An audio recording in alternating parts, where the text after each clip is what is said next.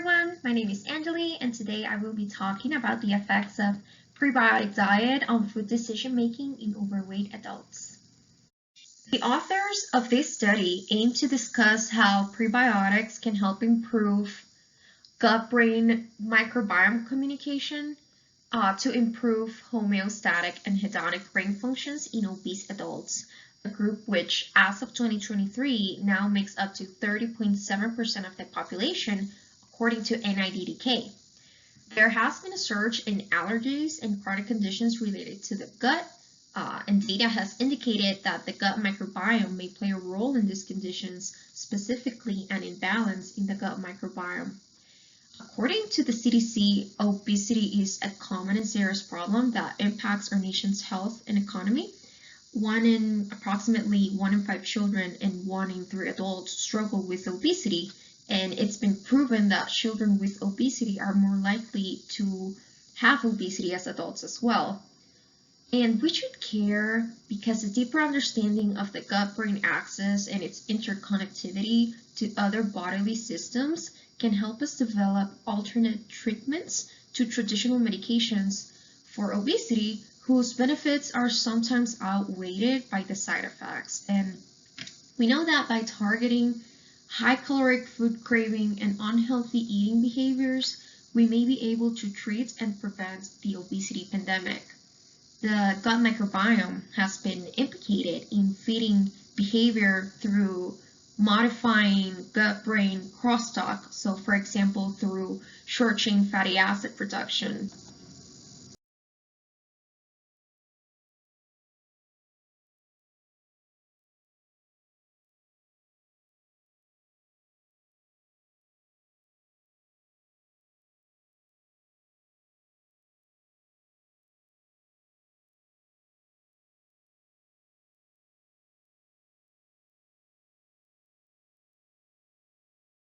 In order to confirm the hypothesis, researchers performed a randomized control within subject crossover trial. And this means that all participants are randomly allocated. It consisted of a sequence of 2 or more treatments given consecutively. So all of them received the intervention, but the order is randomized. And 59 overweight adults started in the study, but only 45 completed all 4 checkpoints.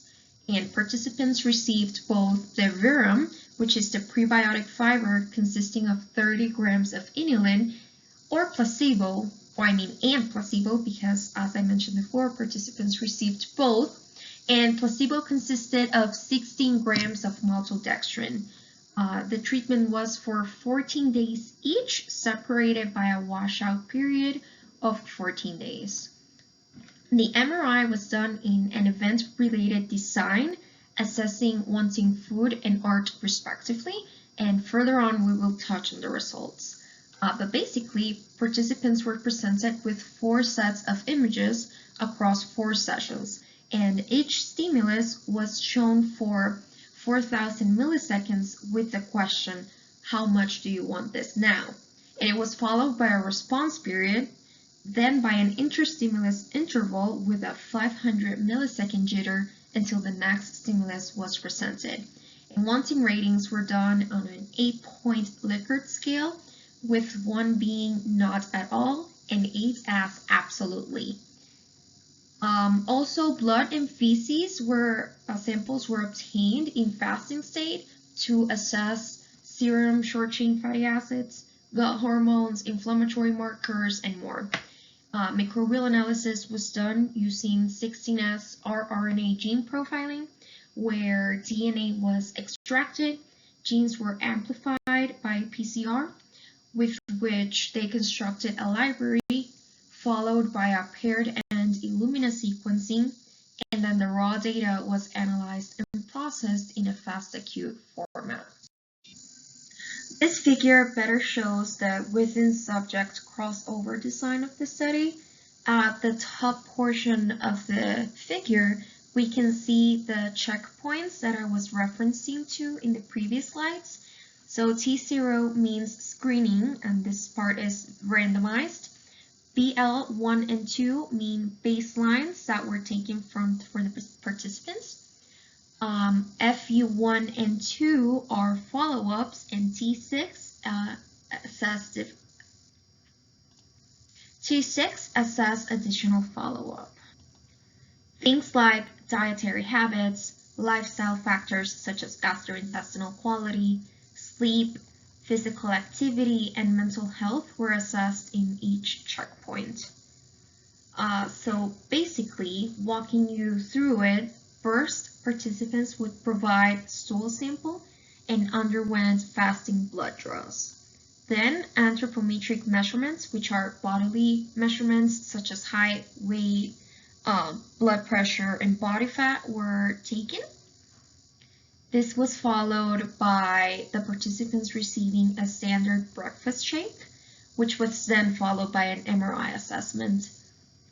In the fifth step, participants did a brief survey, and in the sixth step, it was food remuneration, which means that participants were paid for participating in the study. Step 7 to 8 include further tests and questionnaires, and from step 9 to 11, it was basically data processing and statistical analysis. So, in summary, 4 study visits with feces and fasting blood samples were performed, fMRI and questionnaires. After fasting blood samples and anthropometrics, participants received the neutral drink, which covered 10% of their daily requirements, and this was then followed up by MRI assessments, and then a computer-based assessment.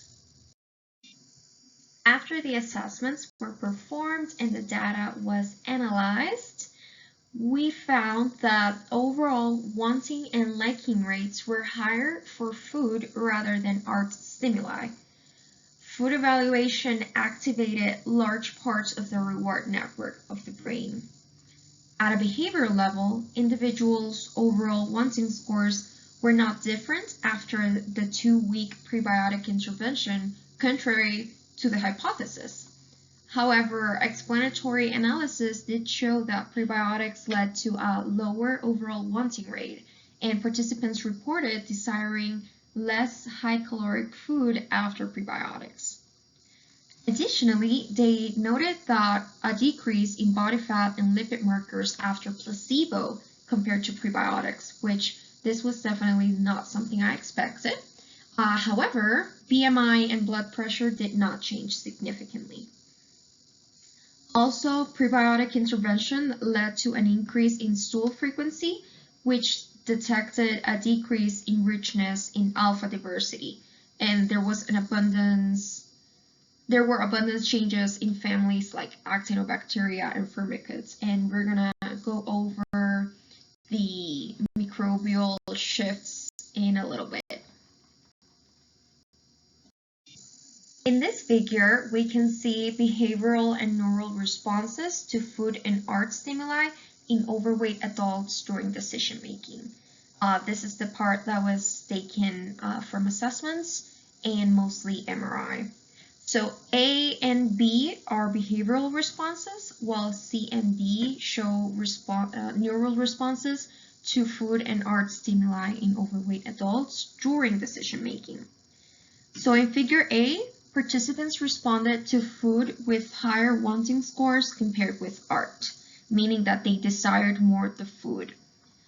In figure B, it shows the highest mean values for moderately high caloric stimuli and lowest mean values for art objects. In figure C, we can see the MRI representations of food compared with art, which provoked stronger brain activation, particularly in subcortical areas of the reward network. And in figure D, we can see wanting scores that indicated stronger brain activation in the ventromedial prefrontal cortex and orbifrontal cortex when comparing food versus art. So basically, all of the results showed that participants have a higher response to food stimuli versus art stimuli. This figure shows shifts in microbial family distributions. In the left columns, we can see the relative abundance differences before and after placebo, which does not show a notable difference in microbial abundance percentage. In contrast, the right columns show microbial shifts before and after prebiotic interventions. The most notable difference after prebiotics was an increase in bifidobacteria and corynebacteria. However, other families like Eubacteria significantly decreased compared to placebo. And it is very interesting to see all of the main relative abundant percentages for the microbial families and how most of them stayed pretty stable before and after prebiotics or during placebo treatments. But we did notice that bifidobacteria did make a huge shift in microbial distribution. This figure shows the significant shifts in microbiota relative abundance on the general level after prebiotic intervention. And according to 16S rRNA sequencing, there were significant shifts in the abundance after the prebiotic intervention. At a general level, again, we see that prebiotics induced an increase of abundance of bifidobacteria, which correlated with increases in metabolic pathways. There was also an increase in lactobacillus, which correlated with an increase in pyruvate metabolism pathway, which is a precursor of short-chain fatty acids. As for decrease in abundance, we saw a decrease in subdoligranulum, which correlated with intervention-induced decreases in brain activation towards wanted high-caloric food stimuli after the prebiotic intervention. Additionally, they noted an increase in lactoplantivacillus, which is a lactic acid-producing bacteria. However, abundance did not change in all of the participants, and this has to do with the fact that they all had individual baselines before the study. Finally, no changes were detected in short-chain fatty acids, acetate, butyrate, and propionate after intervention, neither in the fasting serum or in fecal concentrations. They also saw changes in KEGG ortholog relative abundance, which was significantly different after prebiotic intervention. Some altered pathways related to carbohydrate, protein, and fat metabolism. After testing the effects of prebiotic intervention on food decision making, they found that 14 days of high-dose prebiotic intake led to decreased brain activation towards high-caloric food. And it significantly shifted the relative abundance of the gut microbiome, increasing short-chain fatty acid producing bacteria such as bifidobacteria and Klebsiella, while fasting gut hormones, inflammatory markers, and short-chain fatty acids in blood and feces remained the same. They did observe a decrease in brain activation in reward-related areas of the brain. There were other parallel trials which addressed whether manipulating the microbiome can alter brain function. These were assessed over the course of 4 weeks. One of them tested whether fermented milk consumption in women induced resting state functional connectivity changes in the brain, while the other tested if supplementary powder containing bifidobacteria and lactobacilli resulted in changes in microbial genera abundance. And both of these studies agreed with this one in particular, which states that prebiotics induce changes in brain activation and relative abundance of microbial families. This figure shows at a neural level the brain activation decreased in the ventral tegmental area and in 2 clusters in the orbifrontal cortex towards high-caloric wanted food stimuli. However, we did not observe changes in regional brain responses after prebiotics in food compared to art, meaning that the same regions light up before and after prebiotic intervention. Furthermore, exploratory analysis showed that prebiotics compared to placebo decreased wanting scores for high-caloric food after intervention.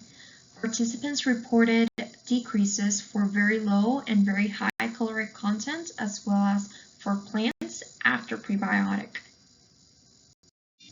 Now this figure shows changes in secondary eating behavior-related outcomes after prebiotic, which are shown in red, compared with placebo, which are shown in blue. And in figure A, we can further see how hunger ratings during MRI decreased after prebiotics. And in figures B, C, and D, which represent fat mass, changes in LDL, which is the low-density lipoprotein, and the cholesterol, all of those significantly decreased after prebiotic intervention. So researchers found some limitations in the study. First, they identified a missed opportunity by not involving participants in the design of the study and following a more tailored approach. I would have liked to see that the researchers provided the participants with the meals for the duration of the intervention. Secondly, they found that 14 days of intervention was too short of a time frame to induce long-lasting effects on neural processes involved in eating behaviors, and I definitely agree with this one. I think that a longer duration of the study would have given better results. Then they determined that secondary analysis did not replicate exact activation of the brain, and I think that this has to do a little bit with the next point, which is that in addition to individual differences at baseline, individual variability produced by gender, ethnicity, lifestyle, and geographic differences led to a lack of reproduction of the study, making it difficult to draw generalized conclusions. Next, we have exploratory analysis interpretation. They determined that it needs more caution due to non-confirmative nature, meaning that it's difficult to assess whether the interpretation is correct or not. This specifically goes out to PEG ortholog analysis. Then participants, this goes hand in hand with the individual differences at baseline that we discussed some points before.